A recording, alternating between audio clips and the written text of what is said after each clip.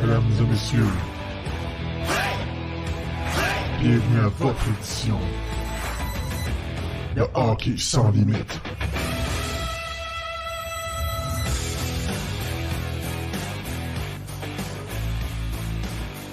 Bonsoir tout le monde, bienvenue à Hockey sans limite. Avant-match ce soir, les Canadiens qui reçoivent la visite des Islanders de New York. Je vais commencer ce show-là en souhaitant mes sincères condoléances à la famille et tous les proches, les enfants, les petits-enfants de Mike Bossy, une légende, est décédé aujourd'hui. Je vais avoir vos mots, vous autres là-dessus, les boys. Vas-y donc, Élie, ce que tu auras à dire avec cette légende-là qui, je vais vous publier une image vite faite, là, dans les ratios de buts par match, il domine la Ligue nationale de hockey à 0,762 buts par match devant Mario Lemieux à 754. Cy Deneny, qu'on ne connaît sûrement pas, mais Ovechkin est à 611, Pavel Bure à 623. On peut dire quasiment le plus grand marqueur de tous les temps. Là, si c'est pas un des plus grands, ça c'est clair, Élie? Ah, ça, c'est certain. Je pense que c'est la définition même d'un marqueur de but, tu sais, un sniper. Mais c'est pas du joueur de hockey que j'ai le goût de parler, tu sais, parce que je sais qu'on fait un podcast de hockey. Là. Mais moi, là, j'ai tellement de respect pour le monde qui dit ce qu'il pense. Puis surtout de nos jours. Tu sais, je sais que Mike Bossy, dans les dernières années, il avait tout le temps des points de vue différents. Des fois, il se faisait pointer du doigt pour ça, il mangeait de la merde, mais il osait toujours dire ce qu'il pensait, ça venait toujours du cœur. Puis je respecte les deux entités, c'est-à-dire l'homme et le joueur de hockey, énormément. J'ai été extrêmement surpris quand j'ai entendu les rumeurs il y a quelques...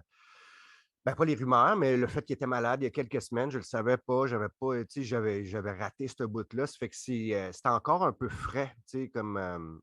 C'est passé vite. Ça s'est passé vite. Puis, tu sais, ça nous rappelle aussi que la vie passe vite pour tout le monde.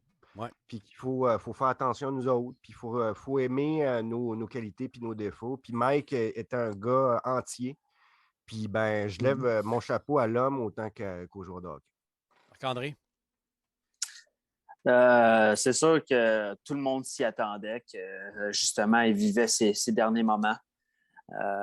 Puis moi, j'ai surtout une pensée très forte pour le père d'un de mes meilleurs chums, que c'était son idole de jeunesse. Un grand joueur, mais aussi un grand homme, parce qu'il habite dans ma région, Mike Bossy, un gars qui était pas trop loin de chez nous.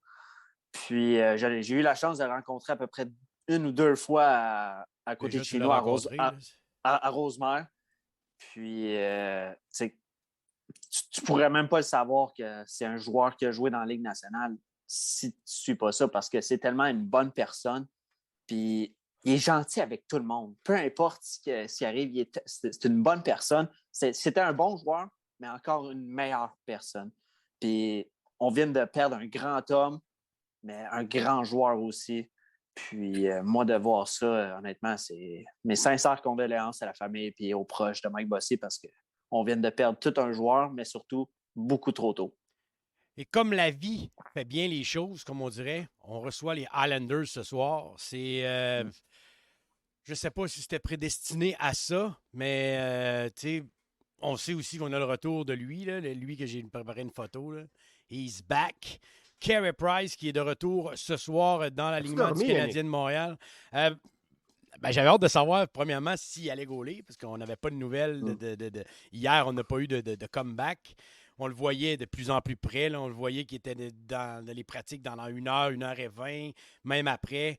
Je pense qu'il voulait vraiment s'assurer de pousser à la limite de ce qu'il fait comme entraînement pour se dire « OK, là, je suis prêt ». Là, il est de retour ce soir. Bon, il s'attendait peut-être que ce soit le match plus facile des deux, mais là, avec ce qui arrive dans la vie de la famille des Islanders de New York, ça ne sera pas un match super facile, on ne va pas se le cacher.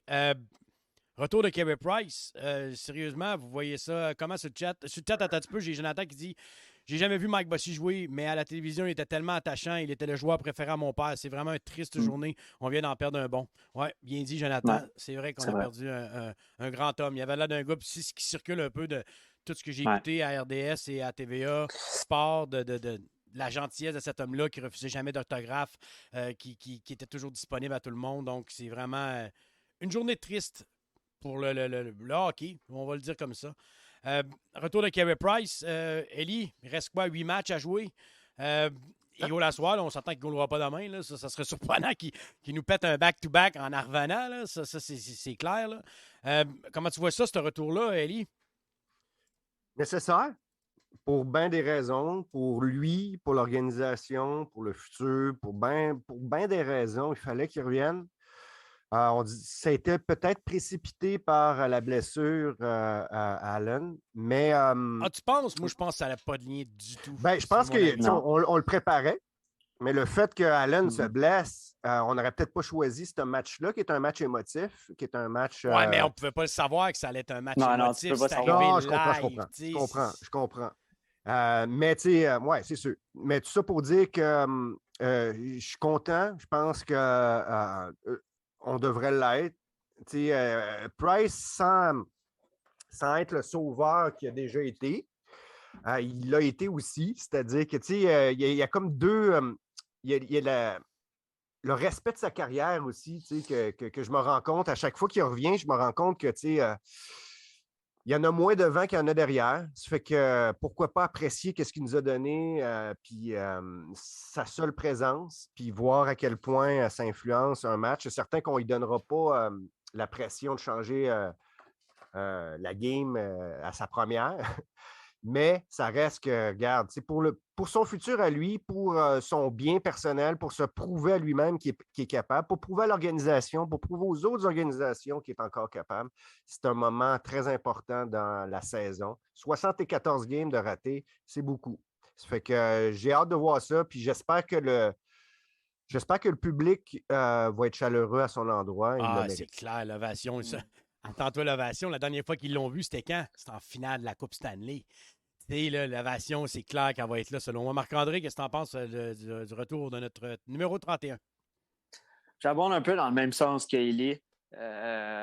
Principalement, c'est pour lui qu'il va vouloir se satisfaire lui-même, il va vouloir, mettons, se mettre les choses au clair avec lui, à savoir s'il est 100% remis, s'il n'y a plus aucun doute, s'il se sent bien sur la patinoire.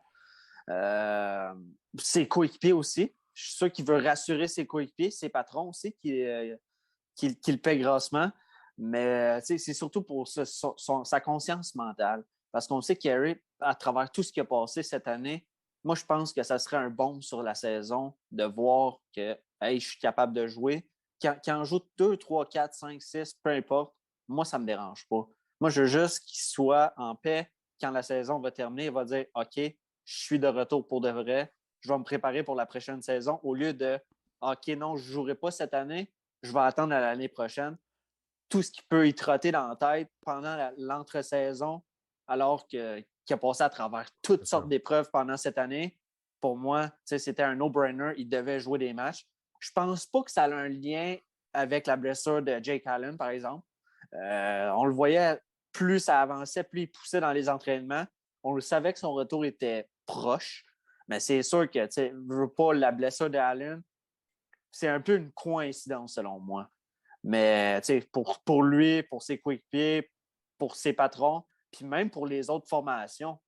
Les autres formations qui vont dire OK, Carey est de retour pour de vrai. Après ça, par la suite, qu'est-ce qui va arriver cet été? On ne le sait pas, mais d'ici là, il y a des matchs à jouer. Il devrait en jouer quelques-uns, selon moi. Là. Fait qu'on devrait en avoir le cœur net. Je suis content de le revoir, surtout. Il nous reste les Islanders aujourd'hui, demain les Capitals. Ensuite, mardi et jeudi prochain, on joue à Montréal contre Minnesota et Philadelphie. Moi, vous allez me trouver bizarre, là, mais je pense qu'il va gauler 6 des 8 prochaines. Ça, c'est mon avis. Là. Je pense qu'il va vouloir pousser. Je pense que le but, là, c'est de revenir là. Il ne reviendra pas avant mardi, mais je pense qu'il va vouloir se pousser pour être sûr que, 6 en 8. On a rejoué un back-to-back samedi, dimanche prochain. Il ne gaulera pas les deux, ça c'est clair. Fait que tu as Ottawa le samedi, puis on joue à Montréal le lendemain à Boston. Fait que tu peux gagner du congé samedi, puis à Montréal, tu peux la remettre. Je pense que ça va être beaucoup les games à Montréal. Donc, je vois la Floride, le dernier match de la saison, Boston. Ensuite, je vois Philadelphie, Minnesota, puis le match des Islanders ce soir. Fait que, j'envoie 5 sur 8, là, vraiment, là, que je donnerais sûrement le net. Là. Si je peux ajouter quelque chose à ça, c'est important qu'il revienne cette saison pour tout, bien sûr pour son mental, pour l'organisation, pour que les autres organisations voient sa valeur, mais aussi et surtout parce qu'il n'y a aucune crise de pression présentement. s'il C'est vrai. il devait revenir au début de la prochaine saison, on s'entend que c'est tableau noir au prochain. Si le Canadien était dans une course en On ne voudra série. pas perdre Ouais, les si 10 Canadien- prochains matchs. Non, mais si le Canadien arrêtait dans une course de série, Price, il aurait revenu il y a 2-3 semaines. Là. Il aurait poussé pour en revenir pas. plus vite. Moi, je pense qu'il aurait revenu Ou plus pas, vite. Si tu tu veux sais. mon avis, on l'arrivait à Laval first pour donner un match de préparatoire. Comme on C'est l'a vu sûr. l'année passée, il est parti un mois et demi, il était à gauler une à Laval pour se remettre dedans parce que là, les points comptaient. Fait que tu ne veux pas te présenter à Montréal avec le sentiment de dire, Chris, j'ai 2 points en jeu qui sont importants pour mon club, mais j'ai pas gaulé depuis 8 mois. Là, le club, on le sait qu'il sort des séries. C'est pour ça qu'il revient direct à Montréal. J'en ai vu beaucoup de commentaires de pourquoi il n'en goule pas une à Laval avant. Ben parce qu'à Montréal, ça compte Parce pas. qu'on s'en calisse. Si on perd ce match-là à soir, là, puis est-ce que quelqu'un va se dire « Oh mon Dieu, Price est fini. » Ah, mais il y en a plein qui vont sauter dessus. Ben, Si aussi, Price en donne 5-6, c'est sûr. Il y tu en a le sais, plein, là. mais je veux dire, ce ne sera pas la majorité. On s'attend à ce qu'il y ait une pente à remonter. Là. Je veux dire, clair. la Ligue nationale, c'est le top niveau. On accorde beaucoup de chance. Puis avec le nombre de buts qui se marquent cette année. Chris Juste en Allen, ligne. il en arrête 40 par match. Je veux dire, on ne peut pas demander ça à un gars qui revient d'une année quasiment complète à l'écart. Ça fait que c'est certain qu'il va en accorder 3-4 et plus. Mais S'il fait un jeu blanc, l'important. ça va partir en peur. Bon, l'autre, esti, je te le dis, il n'a pas dormi. Mais non, mais regarde, peu importe ce qui arrive, c'est bon. Ça fait que, s'il en prend 4, on s'en calisse. S'il en accorde 0, on s'en calisse, mais tout le monde va être content. Puis je veux juste qu'il reprenne confiance en lui, puis qu'il sache pour sûr à la fin de cette saison s'il veut continuer ou pas. Parce que ça, c'est la grosse question. Ouais. C'est ça la plus importante. Moi, je reste persuadé que dans son état qu'il est présentement, qu'il va vouloir rester à Montréal pour l'année prochaine. On a parlé vite fait avec Marc-André avant le show, mais selon moi, c'est vraiment un avis personnel. J'ai pas de source, j'ai pas rien. Là. Selon moi, il va vouloir commencer la saison prochaine en n'ayant pas cette pression-là. De retrouver le plaisir de jouer au hockey, de retrouver le plaisir de jouer la game. On sait qu'il a été un mois sur le protocole de la Ligue nationale de hockey pour les substances, la drogue, on va se le dire. C'est pas de la drogue illégale, là. Ça, on va le clarifier tout de suite. Là. On s'entend qu'on avait beaucoup entendu parler de painkiller, les pilules antidépressifs et tout le kit, avec tout ce qu'il a vécu, les blessures qu'il avait l'année passée, la run en série, qui a eu ça extrêmement difficilement, là, la défaite en finale, quand tu es à 3 victoires de gagner une Coupe Stanley, ça a été rough pour lui.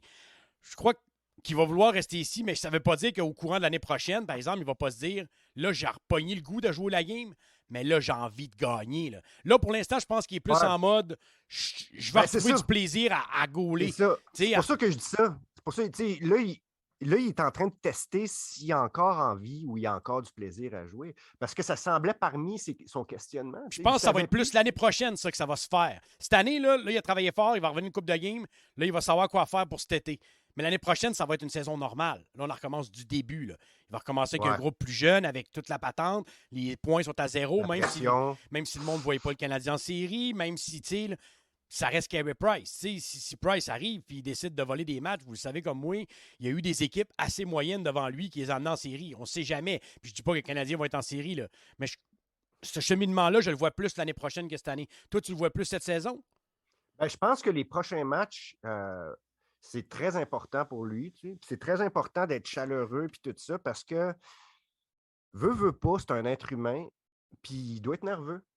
C'est sûr. C'est sûr qu'il doit être nerveux. Il est nerveux pour plusieurs raisons parce que là, il y a eu un doute pour peut-être la première fois de sa carrière sur son futur, sur sa capacité de revenir, sa volonté aussi, parce qu'il ne faut pas se rappeler. Il faut se rappeler que quand tu es blessé, là, ben, il faut que tu fasses des cycles stationnaires. Tu travailles bien plus qu'un gars qui joue dans la ligue. Là. Ben oui. Puis t'as pas de plaisir. Là. Il y a plein de monde qui dit ça. Il dit, ben oui, le gars, il se pogne le cul depuis 8 mois. Tu sais, il est loin de se pogner le cul. C'est bien plus dur. C'est ça le plus dur. Ouais. C'est ça le plus dur. C'est le fait qu'ils doivent passer par là plusieurs fois par saison, dernièrement, qui fait que ça gruge son moral.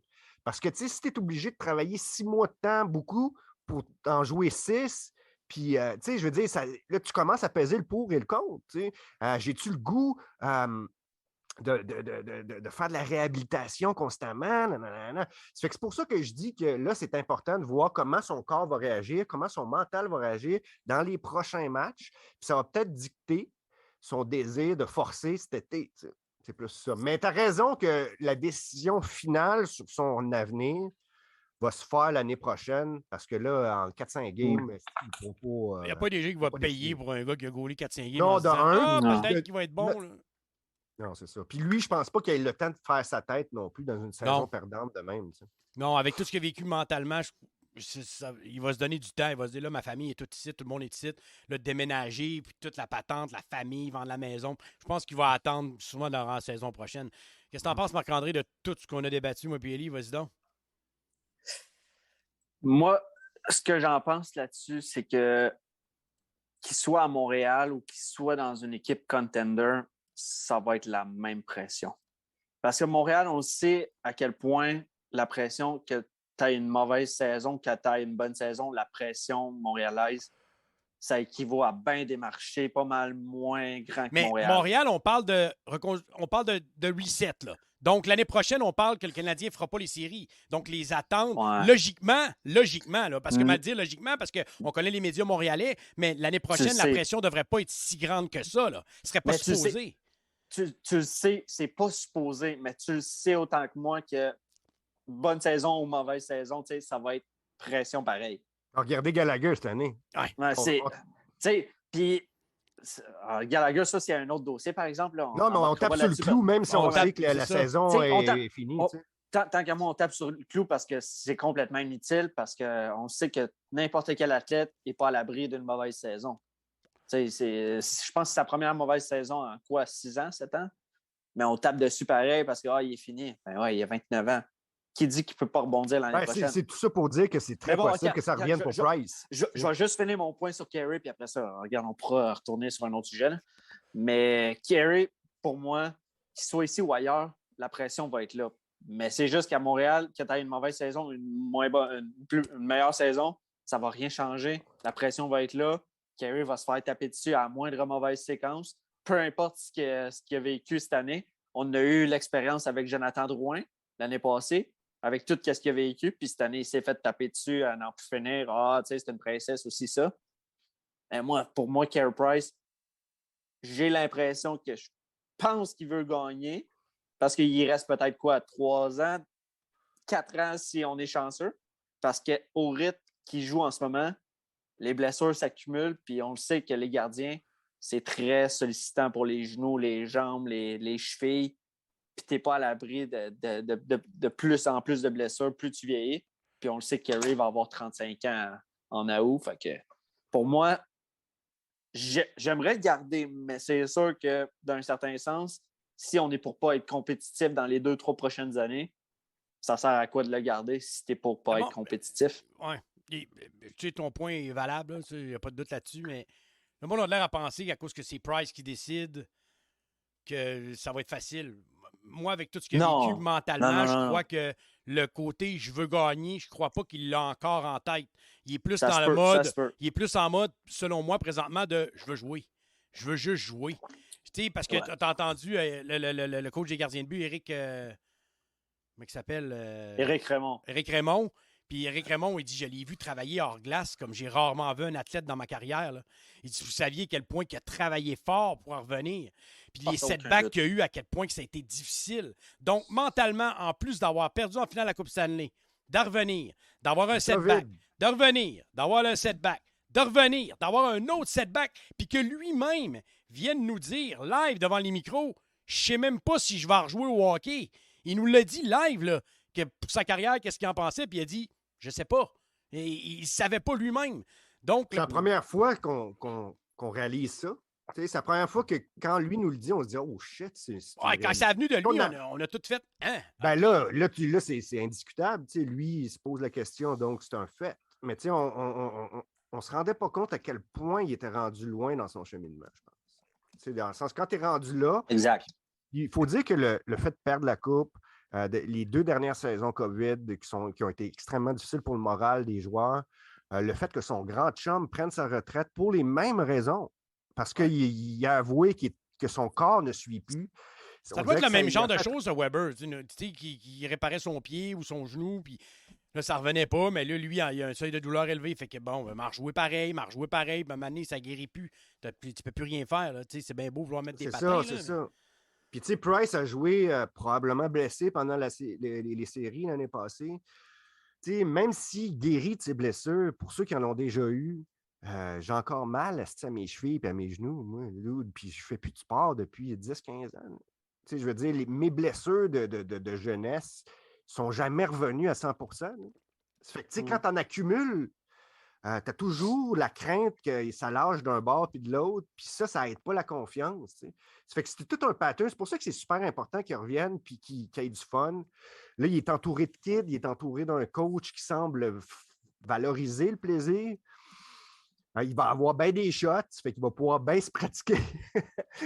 Ouais. Je pense qu'il ne faut pas regarder trop loin, puis juste apprécier le match de ce soir. C'est vrai. Ben, moi, je vais regarder trop loin. Ça ne Vas-y. tente pas. Là. Je vais te donner les styles. Ben je oui, vais ben montrer, oui. la photo. On discute. Je vais montrer la photo aux gens. Là. 2020-2021. Donc, la saison passée, la saison qu'il y a eu de 48 matchs, si je ne me trompe pas. Alors, regardez les statistiques de Price côté troisième défenseur. Combien de fois qu'on en parle que ce gars-là aide la défensive du Canadien, pas juste en arrêtant les rondelles. Passe complétée, premier rang de la Ligue nationale de hockey. Temps de possession. Imagine-tu, il est quatrième dans la Ligue. Rondelle jouée, quatrième. Passe en relance offensive, quatrième. Et le pourcentage des passes complétées, il est huitième. C'est des données qui ont été fournies par Sportlogic. C'est des statistiques, qu'on le veuille ou non, qui va faire en sorte qu'il va aider cette jeune défensive-là. C'est pour ça que moi, je prône de le garder.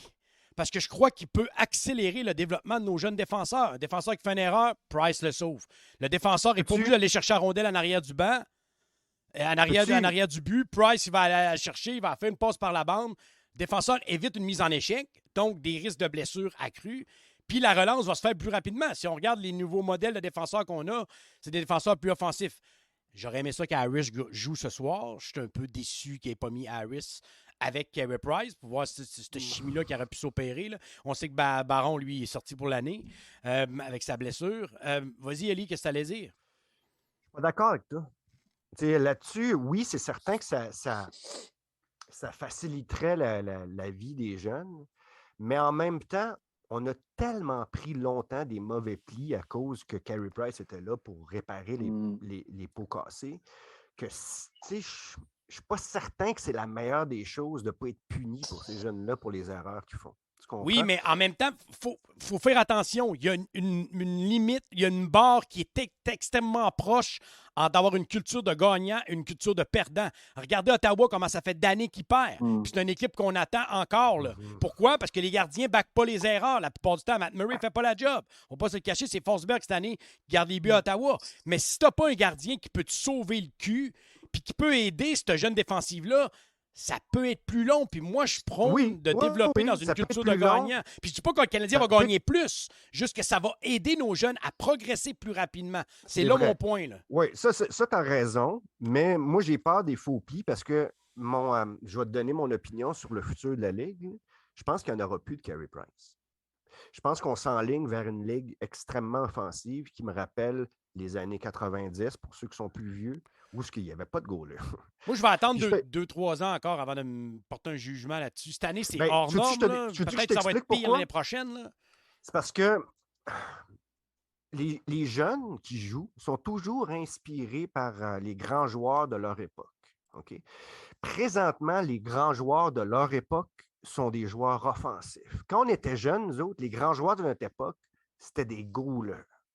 Donc, il y a eu une génération de goalers qui sont poussés. Les plus talentueux des jeunes voulaient devenir goalers parce qu'ils étaient inspirés par leurs idoles. Là, dans les années futures, là, il y a tellement de potentiel de marqueurs de 50 buts puis de 100 points. Je ne vois pas où ce que les jeunes vont décider de jouer goaler. Il va en avoir, bien entendu, il y en aura toujours. Puis je ne pense pas que les ultimes talents se lancent vers ça. Donc, j'ai l'impression que ça va être une roue, puis il va y avoir une génération complète de joueurs plus offensifs ou qui ont ça comme envie. Donc, je vois mal comment on pourrait avoir une génération dorée de gardiens comme on a eu dans les derniers 20-30 ans, qui avait des exemples concrets. Tu sais, on regarde ça, puis Price est rentré, je pense, en 2007-2008, si je ne me trompe pas, ou quelque chose aux alentours de ça. Puis, je te dirais que peut-être à partir de 23 ans, 24 ans, on a vu un Carey Price qui a commencé à progresser puis à être stable au niveau vers 25 ans. Combien de fois qu'on disait « Ah, Carey Price est là pour nous sauver. Ah, Carey Price est là pour nous sauver. » Puis je suis d'accord avec mais le club ne sera dit. pas bâti Attends. pareil. Laisse-moi finir. Je suis d'accord avec ce qu'Eli dit d'un sens que on a tellement mis de pression sur les épaules du gardien de but en se disant « OK, parfait, on est rendu à telle étape, mais on ne l'était pas vraiment. » Parce que Carey... Il brouillait les... Exactement. Il brouillait les cartes. Il sauvait tout le temps la peau du cul des défenseurs, des attaquants. On faisait des erreurs par-dessus erreurs, mais on gagnait. OK, tout est correct.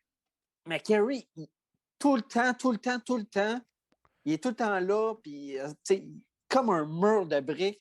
Puis peu importe ce qui arrivait, peu importe l'erreur qui se faisait, Carey Price était là pour réparer des erreurs. Là, ce qui arrivait dans l'entre-saison, c'est que, OK, parfait, il nous manque un attaquant top 6, puis un défenseur. OK, parfait.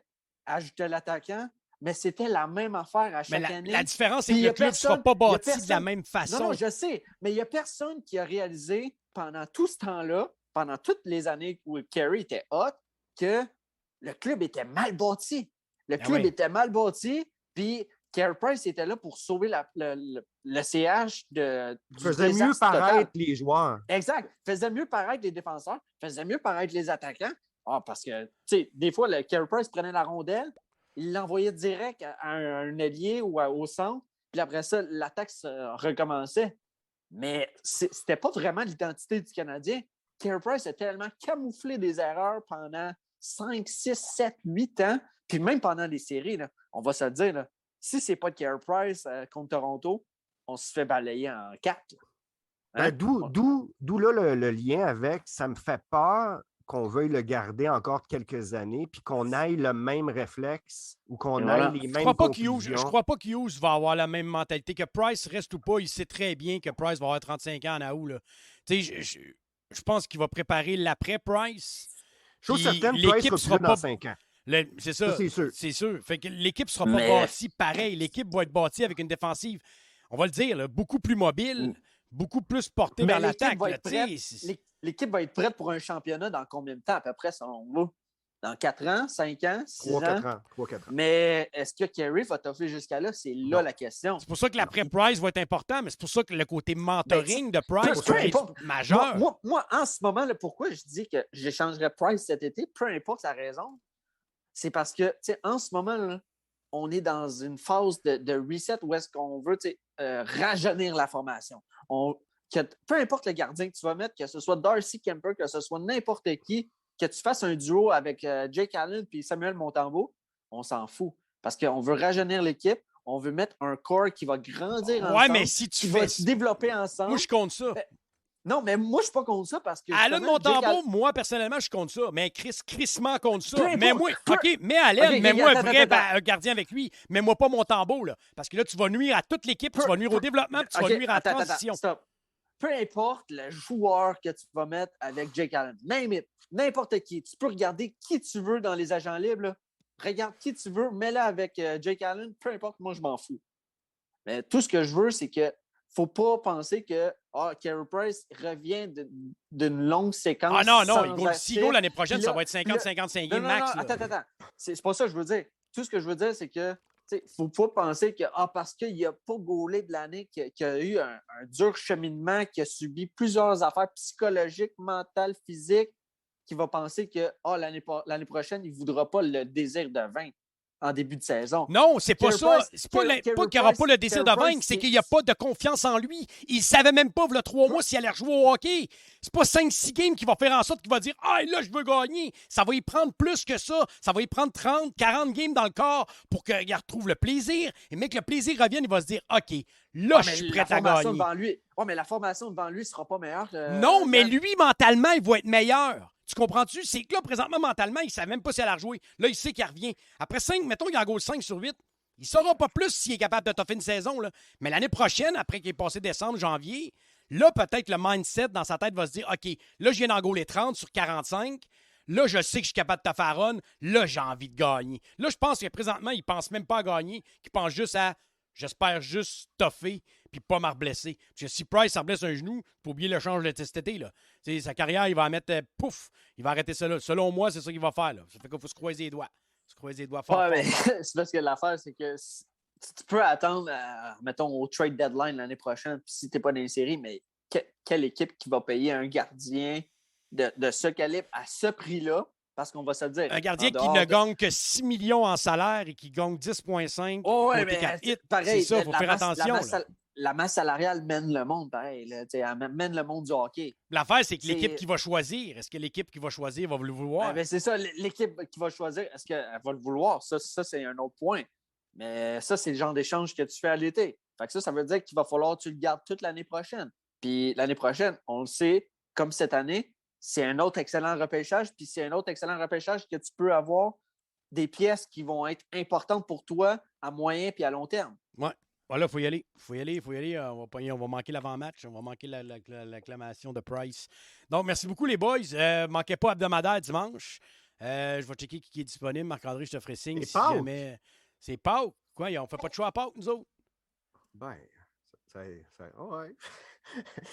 Il va falloir qu'on check ça. Parce ouais, que je vais checker. il y a Mais bien gars, les OK, Swiss. s'il n'y a pas dimanche là, ben on fera un avant-match la semaine prochaine, mardi.